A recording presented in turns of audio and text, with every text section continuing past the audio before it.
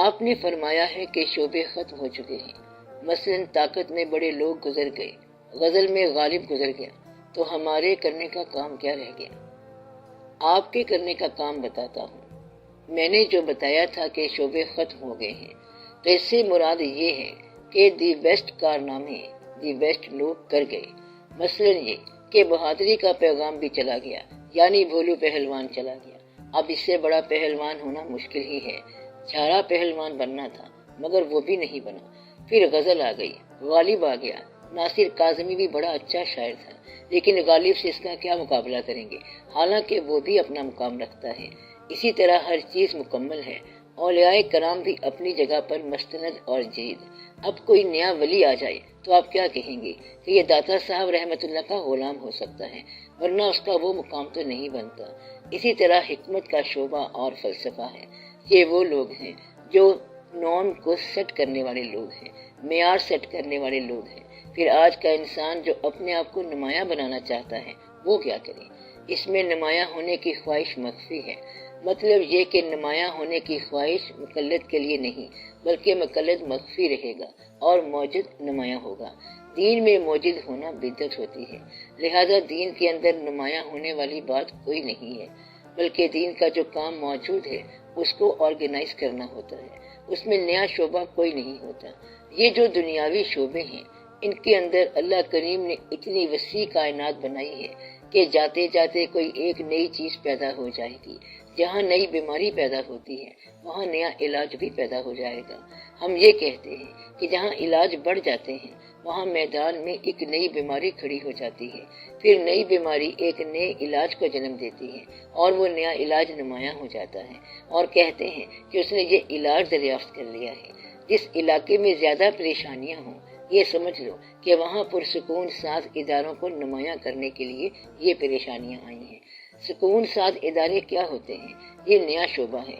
مثلاً ہر طرف پریشانیاں ہی پریشانیاں ہیں، تو اب پریشانیوں کو دور کرنے کے لیے کوئی سکون ساز شے آ گئی، گویا کہ یہ پریشانیاں اس چیز کو نمایاں کرنے کے لیے آئی تھی، تو نمایاں کرنے کے لیے سوائے فطرت کی طرف سے اور کوئی نہیں ہو سکتا۔ جن لوگوں کو میں نے کہا کہ یہ دی بیسٹ ہیں، تو وہ سارے کے سارے فطرت کی طرف سے ہیں۔ غالب جو ہے وہ کسی علم کی وجہ سے غالب نہیں، اور شیکسپیئر کسی تعلیم کی وجہ سے شیکسپیئر نہیں ہے۔ سنا ہے کہ شیکسپیئر تیسری جماعت سے بھاگ گیا تھا، وہ چوتھی جماعت میں پہنچا ہی نہیں ہے، وقت نے اسے رستے میں سے ہی اچک لیا۔ آپ نے تو پڑھا ہوگا اس کے بارے میں کہ وہ اسکول سے بھاگا اور راستے میں ایک ہرن کا بچہ مل گیا تو اسے بھی ساتھ لے لیا۔ سب نے کہا کہ اس نے ہرن چوری کر لیا، تھوڑی بہت سزا بھی ہو گئی۔ وہاں سے بھاگا تو کسی تھیٹر میں جا کے پردہ اٹھانے والا بن گیا، اور پھر پردہ اٹھانا اور پردہ گرانا۔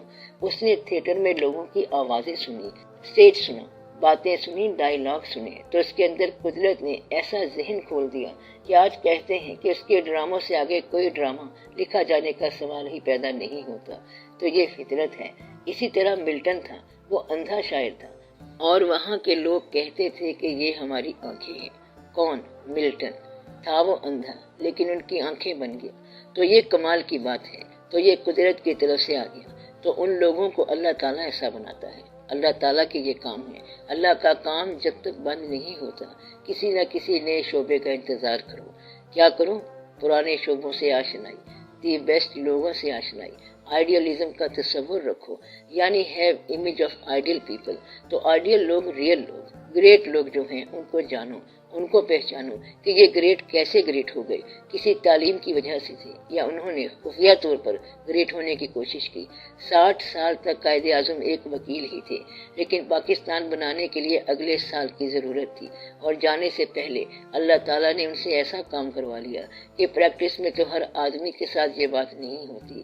اقبال رحمت اللہ کی پریکٹس فیل ہو گئی، ورنہ تو وہ پریکٹس کرتے یا جج وغیرہ ہوتے، مگر پریکٹس فیل ہو گئی اور بندہ کامیاب ہو گیا۔ یہ اللہ کے کام ہے کہ پریکٹس فیل اور بندہ کامیاب، اور بندہ ایسا کامیاب ہوا کہ ساری قوم کامیاب ہو گئی، ملت اسلامیہ کامیاب ہو گئی۔ تو یہ واقعات ہیں قدرت کی۔ تو جب تک آپ کا قدرت کے ساتھ کمپرومائز نہ ہو، قدرت راستہ نہ دے، تو کوشش کرنے والا، نقل مارنے والا، یعنی گریٹ آدمی کی نقل کرنے والا 5واں سوار کہلاتا ہے۔ کون سا سوار؟ 5واں سوار، اور وہ ٹٹو پہ ہوتا ہے اور باقی 4 سوار گھوڑے پہ ہوتے ہیں تو وہ گدھے پہ سوار ہوتا ہے۔ اس سے پوچھو کہ تو کون ہے تو کہے گا کہ میں 5واں سوار ہوں۔ تو 5واں سوار بننے کی کوشش نہ کرو۔ جب اللہ تعالیٰ چاہتا ہے تو اس کے پاس اتنے وسائل، اتنے مرتبے، اتنے فیلڈز، اتنی کائنات ہے کہ للہ جنود السماوات والارض۔ تم یہ نہ سمجھو کہ اللہ تعالیٰ کی جگہ ختم ہو گئی ہے اور تمہیں حصہ نہیں ملے گا۔ اس کے لنگر خانے اور خزانے بھرے پڑے ہیں۔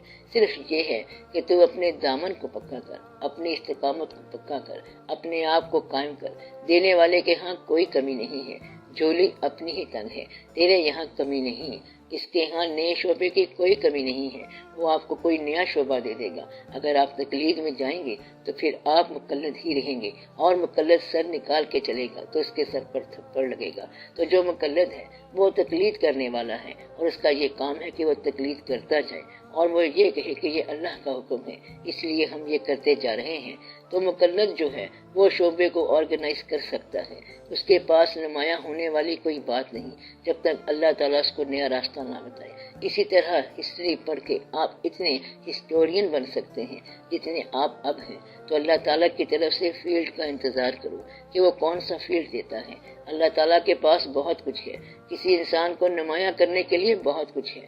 ایک وارننگ میں بتاتا ہوں کہ گریٹ آدمی ہونے کے لیے اسمال خواہش نہ کرنا، اور یہ اسمال خواہش پیسہ ہے۔ جس نے یہ اسمال خواہش ظاہر کر دی کہ یا اللہ پیسہ دے تو وہ گریٹ نہیں ہوگا، وہ پھر اسمال ہی رہے گا۔ ہو سکتا ہے کہ اس کو پیسہ بھی نہ ملے، پیسہ تو اللہ تعالیٰ خود دیتا رہتا ہے، اس کو مانگنے سے کیا ملنا ہے؟ اللہ تعالیٰ تو بغیر مانگے دیتا ہے۔ یہ تو اس کے رازق ہونے کی بات ہے، اور وہ پوری کائنات کا رازق ہے، خالق ہے، تخلیق فرماتا ہے، کافروں کو بھی دیتا ہے۔ اللہ تعالیٰ سے اس کا فضل مانگا کرو تو باقی ساری چھوٹی موٹی چیزیں خود بخود ملتی جاتی ہیں۔ آپ کے سوال کے جواب میں یہ بات کہ اب آپ نے کیا کرنا ہے، تو جب بہت ساری چیزیں ہو چکی ہوں تو بھی اللہ دے سکتا ہے۔ فردوسی آیا اور اس نے شاہ نامہ لکھا۔ شاہ نامہ 1000 بار لکھا جائے لیکن حفیظ نے اپنا شاہ نامہ لکھ لیا، وہ اپنا مقام رکھتا ہے۔ یہ کوشش سے نہیں ہوگا بلکہ خود بخود قدرت کی طرف سے آئے گا۔ اگر خود بخود قدرت کی طرف سے آئے تو ایک ربائی بھی کافی ہے۔ بلغ العلا بکمالہ کشف الدجی بجمالہ حسنت جمیع خصالہ صلوا علیہ وآلہ۔ یہ ایک ربائی سارے شاہ نامہ پر حاوی ہے۔ قدرت جب انسان کو نمایاں کرتی ہے تو وہ پھر ایسا نمایاں ہوتا ہے کہ پھر وہی ہوتا ہے۔ نمایاں ہونے کی خواہش ہو تو قدرت سے راستہ لو، سماج راستہ نہیں دے گا، قدرت پھر آپ کو بنا دے گی، کوئی نہ کوئی راستہ دے دے گی۔ گریٹنس میں یا عظیم انسان ہونے میں ایک بات یہ بھی ہے کہ وہ انسان اللہ کے برابر کھڑا ہو جاتا ہے اور مار کھاتا ہے، اور جب کوئی عظیم انسان اللہ کا ایجنٹ ہو کے آتا ہے تو وہ نمایاں ہو جاتا ہے۔ بس یہ روٹ ہے اس کا کہ جو سامنے سے آ گئے وہ کچلے گئے، اور جو اللہ کی طرف سے آ گئے وہ بنتے گئے۔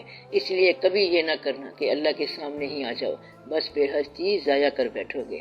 تو اللہ کی طرف سے آؤ۔ شہباز جو ہے ایسا باز ہے جو بادشاہ کے ہاتھ میں بیٹھتا ہے، تبھی تو وہ شہباز ہے، یعنی شاہ کا باز ہے۔